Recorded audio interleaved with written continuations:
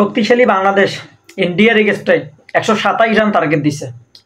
এটা লজ্জাজনক ছাড়া আর কিছু না, এটা লজ্জাজনক ছাড়া আর কিছু না। টি-20 বিশ্বকাপ চলতেছে ওমান। ইন্ডিয়ার এগেস্টে গত পরশু দিন ইন্ডিয়ার এগেস্টে New Zealand maybe 150 run plus target দিছে। এক্স্যাক্টলি আমার মনে হচ্ছে না। নারীরা তো ভালো ক্রিকেট খেলতেছে, অথচ আমাদের বাংলাদেশের ক্রিকেটের অবস্থা হয়ে গেছে পাড়ার টিপ। ওরে বাবু রে বাবু, তারা যেভাবে খেলাচ্ছে মনে হচ্ছে যে ড্রেসিং রুমে মনে হয় বিরিয়ানি খিচুড়ি দিয়েছে। বাবু রে বাবু, কারো তো জন্মদিন না, আমি যতটুকু জানি কারো তো জন্মদিন নাই। তো আপনারা কেন ভাই খেলাটাকে একটু সিরিয়াসনেস ভাবে নেন না কেন? আপনারা দিনের পর দিন আমাদের হতাশ করে দিচ্ছেন কেন? এরে ভাইয়া, যে মাহমুদুল্লাহ রিয়াদকে নিয়ে আমরা গর্ব করি, সেই মাহমুদুল্লাহ রিয়াদ আজকের ম্যাচটা একবারে ডাউন করে দিয়ে দিছে কেন? ওই শটটাই দেওয়া লাগতো আগে এশিয়া অফ সাইডে, ওই শটটা দেওয়া লাগতো কেন? কেন আপনি কি ধরে খেলতে পারতেন না? আমি বিশ্বাস করি আপনি ভালো প্লেয়ার, আমি জানি আপনি ভালো প্লেয়ার, আমি বিশ্বাস করি আপনি আজকের ম্যাচটা ভালো ভূমিকা রাখতেন। বাবু রে বাবু, ওরে ডাক মারতেছে লিটন দাস। বাবু রে বাবু, এটা ক্যাপ্টেন শান্তি আপা, বাংলাদেশের 3 ফরম্যাটের ক্যাপ্টেন, যার কোনো ফরম নাই সে 3 ফরম্যাটের ক্যাপ্টেন হয়ে গেছে। বাবু রে বাবু, আগে আসিয়া বোলিং এর হাতে ক্যাচ তুলি দিয়েছে কেন? এরে ভাইয়া তহিদ হৃদয়, বাবু রে বাবু ছক্কা মারেছে, পাওয়ার প্লের এরিয়াটা পার হয় নাই, ছক্কা মারি যাচ্ছে তাক। আরে ভাইয়া আপনার ছক্কা মারতে হবে কেন? আপনি কি ধরি ধরি খেলতে পারতেন না? ভারতের এগেস্টে আপনি তো জানেন সেখানে কঠিন আমাদের লড়তে হবে, ভালো কিছু আমাদের খেলতে হবে, কিন্তু না। বাবু রে বাবু, তোমরা যে শুরু করছো ভাইয়া, পাড়ার ক্রিকেটার টিমগুলো আমাদের এর চেয়ে ভালো খেলায়।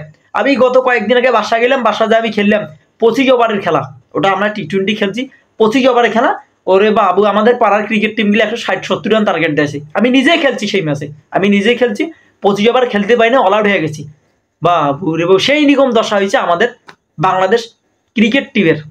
বা 19 ওভার 5 বল খেলছে আর একটা বল খেলতে পারে না, অথচ তারা অল আউট। ভাই আমরা কি তোদের কাছ থেকে কি খুব বেশি আশা করছিলাম? কেন তোদের কি লাজ লজ্জা আয়া সায় কিছু নাই? ক্রিকেটটা যে কিভাবে খেলতে হবে সেটা ভারতের কাছে তোরা শিখে নাও। Bharat all of the most team, Bharat all of the most team, এটা আমরা মানছি, কিন্তু তাদের সাথে ফাইট করার যোগ্যতাটুকু তো আমরা রাখি ভাই।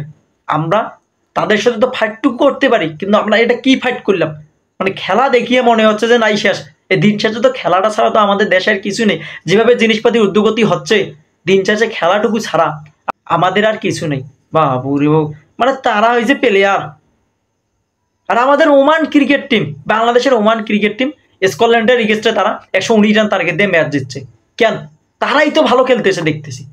তোরা ভাই তোদেরকে যেভাবে ফ্যাসিলিটি দিচ্ছে বাংলাদেশ ক্রিকেট বোর্ড, নারীদের তো সেভাবে দিচ্ছে না কেন? দিন শেষে তোদের পেছনে কোটি কোটি গাড়ি ধরা টাকা খরচ করতেছে, তোরা কেন ভালো খেলতে পারিস না?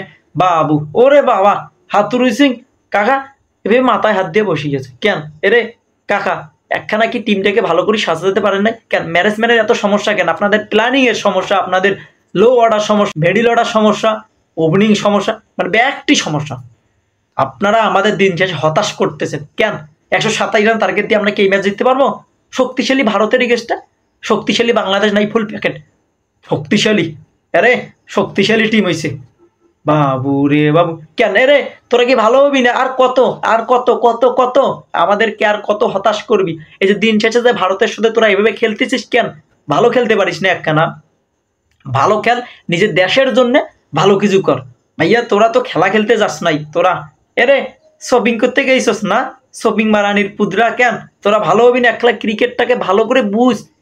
টেস্ট খেলা শেষে 2 দিন পর যে জায়গায় টি-20 শুরু হওয়ার কথা, সে জায়গায় তোদেরকে 5 দিন 6 দিন বিশ্রাম দেওয়া হয়। তোরা ভালো একটা প্র্যাকটিসের মধ্যে থাক। বাবু রে।